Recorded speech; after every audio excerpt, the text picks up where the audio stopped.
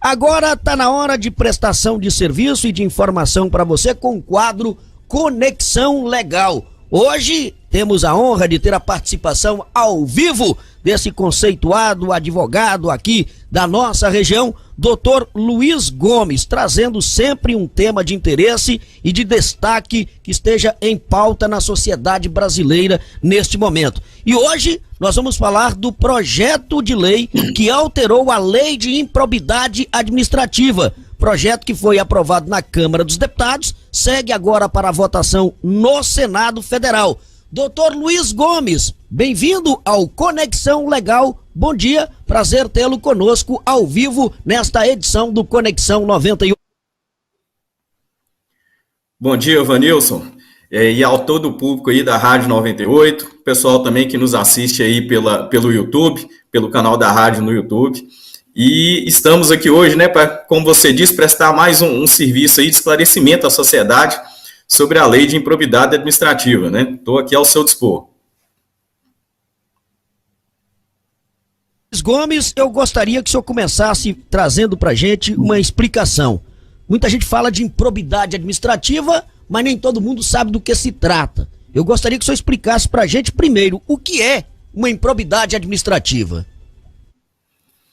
Vanilson, essa dúvida ela é muito comum, né? As pessoas de uma maneira leiga, né, falam muito, fulano cometeu ato de improbidade, né? E há uma confusão realmente em relação a isso.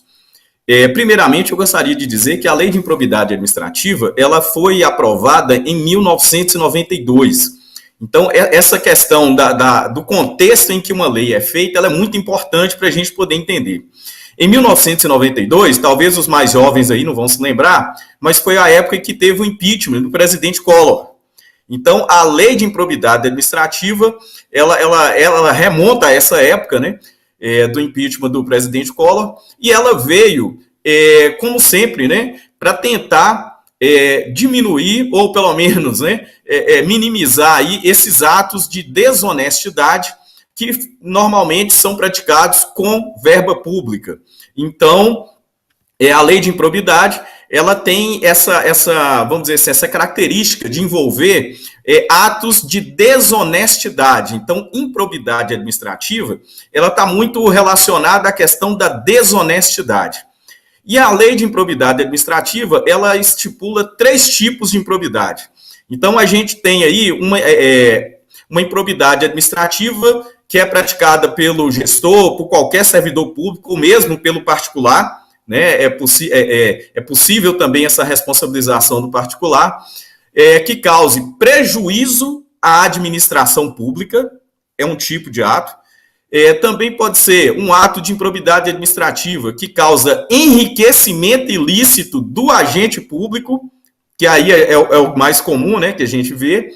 E também tem um outro tipo de improbidade, que atos que diz respeito a atos que são praticados e que ferem os princípios da administração pública, né, que é o famoso LIMP, né, legalidade, impessoalidade, moralidade, publicidade e eficiência.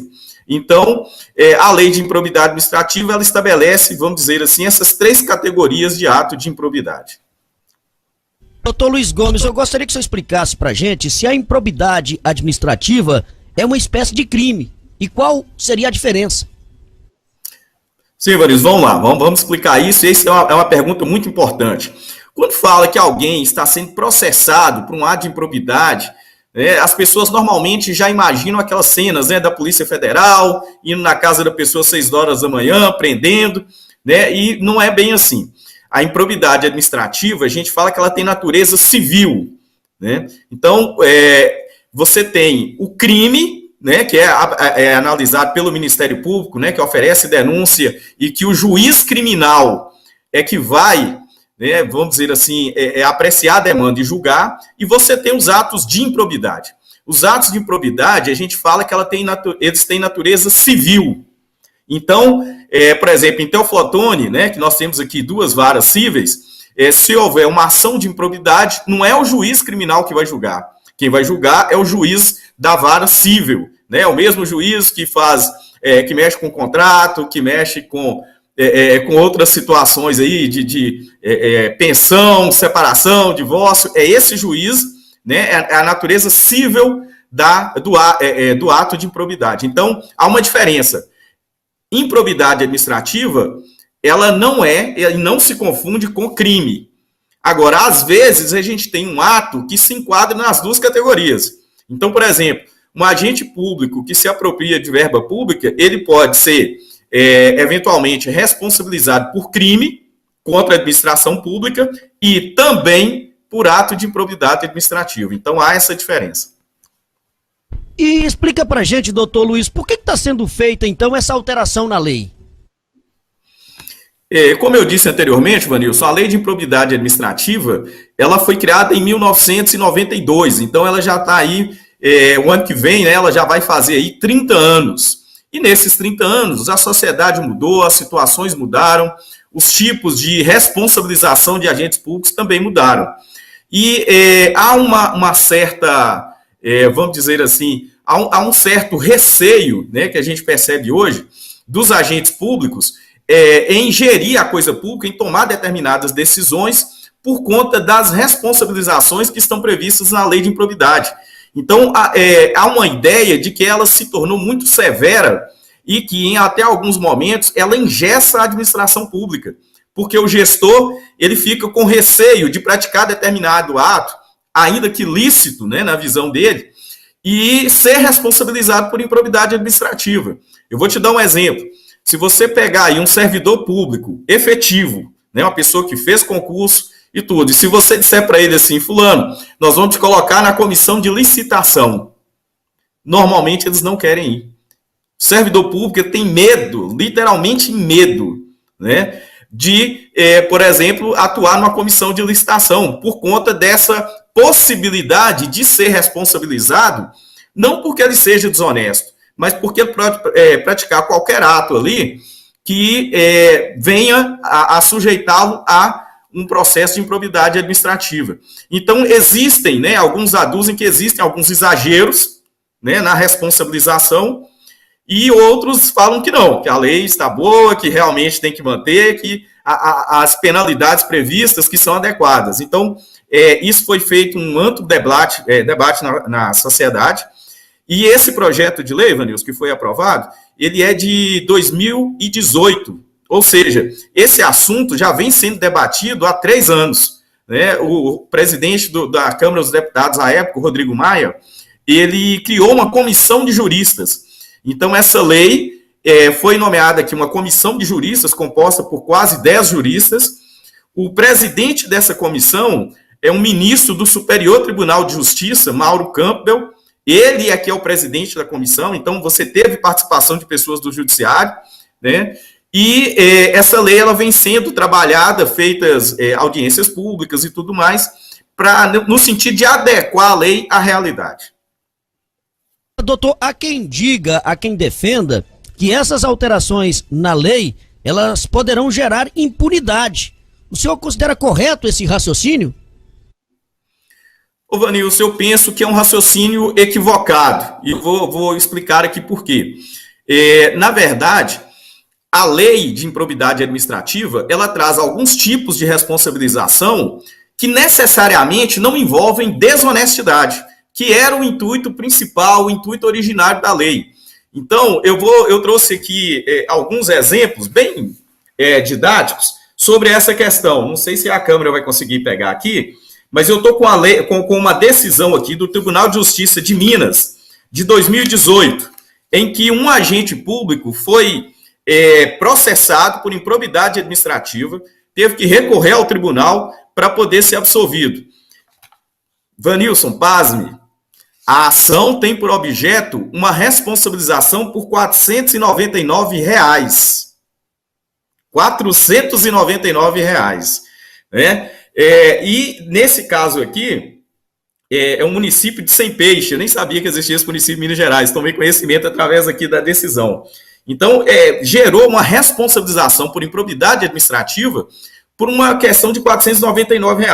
Você sabe a que corresponde esses R$ 499? A uma obra pública que foi executada e que tinha uma verba para confecção da placa da obra e que não foi feita a comprovação de que havia sido confeccionada a placa. porque no final do convênio tinha que mandar a foto da placa. Como não mandou a foto da placa, presumiu que essa pessoa, então, não cumpriu o convênio, não cumpriu o contrato, e aí ela foi responsabilizada por R$ 499. Né? Eu não sei se a gente vai conseguir aqui. Aqui o valor. R$ 499. Né, dessa ação, apresentando o relatório, tá aí o documento apresentado pelo doutor Luiz Gomes no quadro Conexão Legal. Agora, doutor, já aproveitando que o senhor colocou isso aí, eu tenho aqui também alegações de outras pessoas que falam quanto à questão de um possível abuso na utilização dessa lei de improbidade administrativa contra os gestores. O senhor vê que isso realmente procede? Há esse abuso? Ô Vanilson, a gente percebe isso sim, e é muito fácil de constatar esse abuso pela análise das decisões judiciais que são proferidas no âmbito do STJ e STF. Tem um outro caso aqui, por exemplo, de um servidor, né, provavelmente deve ser um secretário, né, do município próximo a Araguari, que ele estava de férias, e aí fizeram o processo licitatório. Ele não assinou o processo licitatório porque ele estava de férias, né? E aí foi feita uma contratação, era até um serviço emergencial de limpeza do cemitério, de um cemitério de uma cidade pequena. E aí o Ministério Público responsabilizou esse gestor pela ausência de assinatura dele nesse contrato. Quer dizer, o serviço foi prestado, não havia superfaturamento de valores, e esse gestor público foi responsabilizado, teve que contratar advogado. O juiz, na primeira instância, condenou o gestor público e ele só conseguiu ser absolvido no tribunal. E o que é importante ressaltar, Vanilson, é que às vezes não, quase sempre, o simples fato da pessoa ser processada por improbidade administrativa já acarreta a pessoa prejuízo moral. Porque a cidade, né, inteira ali, aquela comunidade, já acha, né, antecipadamente que a pessoa é desonesta. Então, por exemplo, essa situação aqui, que faltou assinatura porque o secretário estava de férias, né, e era uma contratação emergencial, gerou uma ação de improbidade. Então, a gente vê muitas situações que são desproporcionais. Né? Vou citar aqui a nossa prefeita Maria José, de saudosa memória, né, nós até trabalhamos juntos lá no governo dela. A Maria José, cuja honestidade, né, é o seu patrimônio maior, uma coisa indiscutível em toda a cidade, a prefeita Maria José teve mais de 10 ações de improbidade administrativa. Então, a gente vê que muitas vezes um erro de administração, mas que não é desonestidade, ele acarreta, né, não há muitas vezes razoabilidade por parte do Ministério Público e também das outras pessoas que podem entrar com esse tipo de ação e responsabilizam um gestor de uma maneira indevida. Então, eu acredito sim que existem muitos abusos, né, em relação a isso. Ô Luiz Gomes, o senhor está recebendo elogios e parabéns aqui de vários ouvintes, inclusive o Lauro Franco, né, ex-prefeito de Frei Gaspar, cumprimentando o senhor aí pelos esclarecimentos, que são importantes porque a gente que é leigo no assunto, quando ouve falar de improbidade administrativa, a primeira coisa que a gente vem à cabeça é aquilo que o senhor colocou, que o gestor passou a mão, que roubou, que passou a mão no dinheiro público, e como o senhor está explicando, nem sempre é assim e nem sempre todos são culpados da forma como a coisa é colocada. Agora, eu gostaria de saber do senhor outra coisa. Existe, então, alguma forma de punir os agentes públicos desonestos, aqueles que realmente se valem do cargo para o enriquecimento ilícito, que se apropriam do patrimônio público para o bem pessoal? Que forma seria essa de punir esses agentes públicos, então?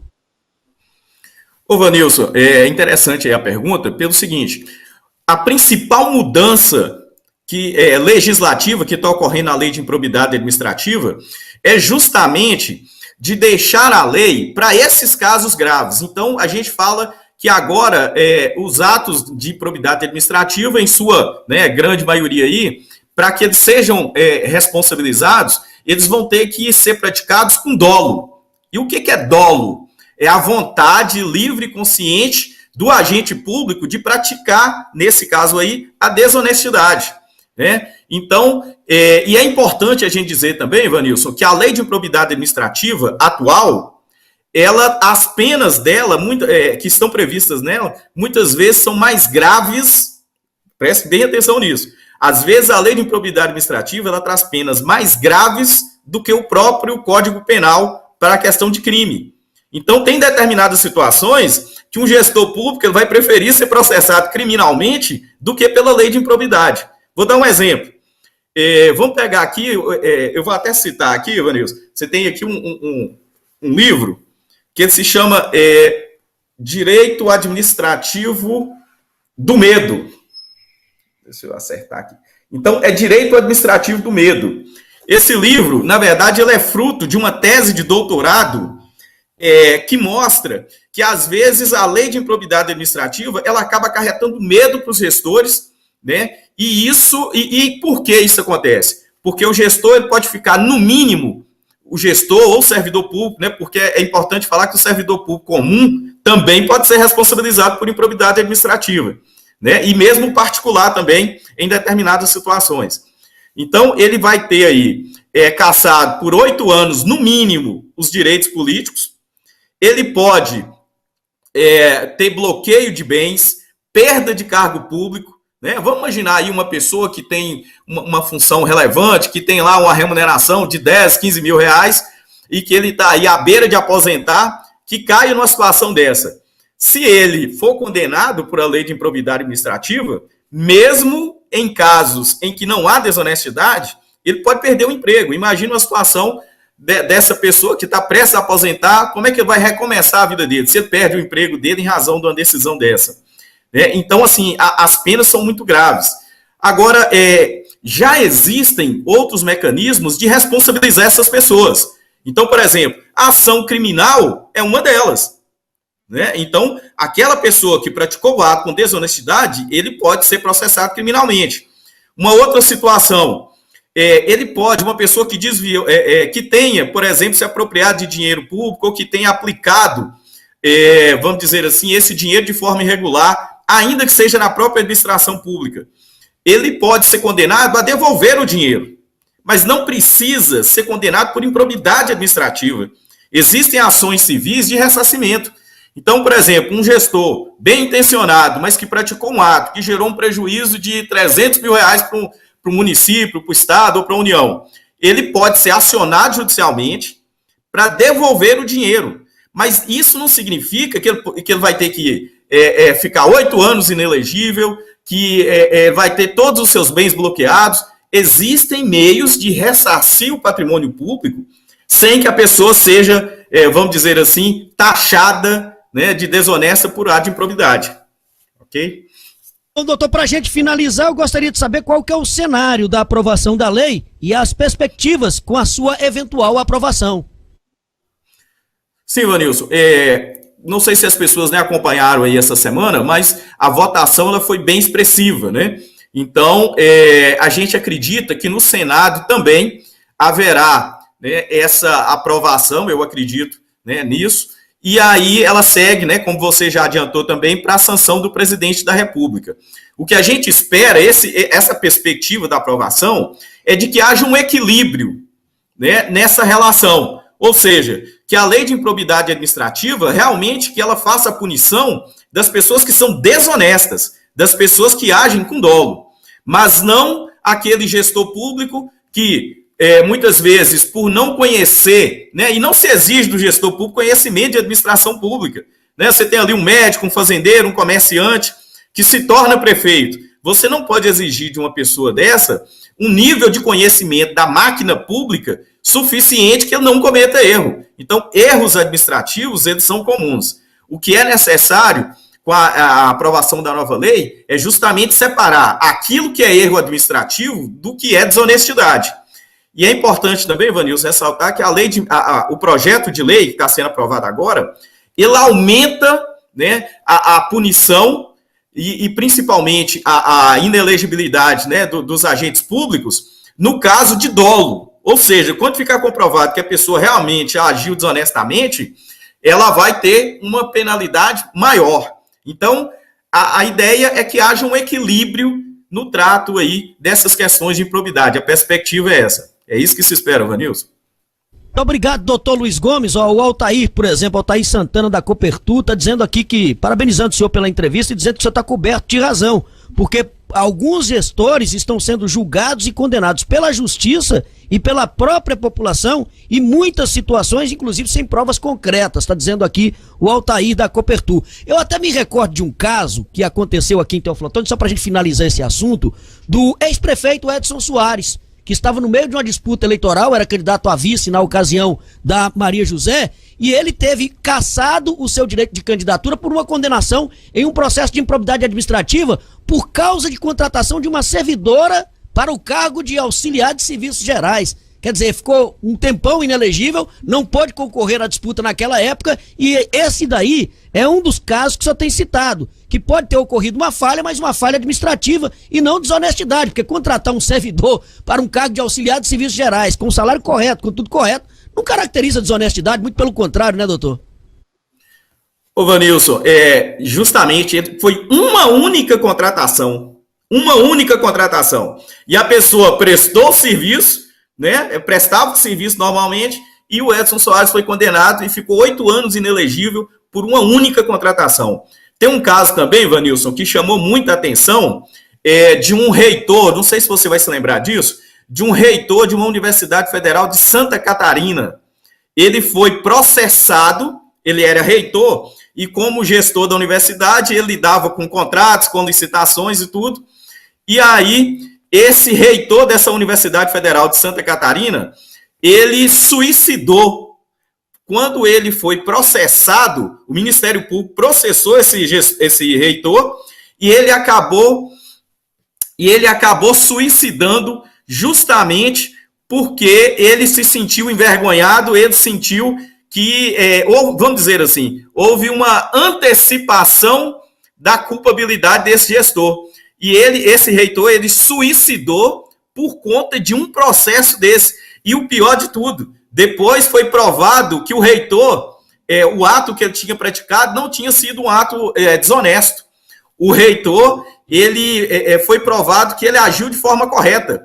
Mas o simples processo gerou nesse reitor efeitos psicológicos que o levou a suicidar.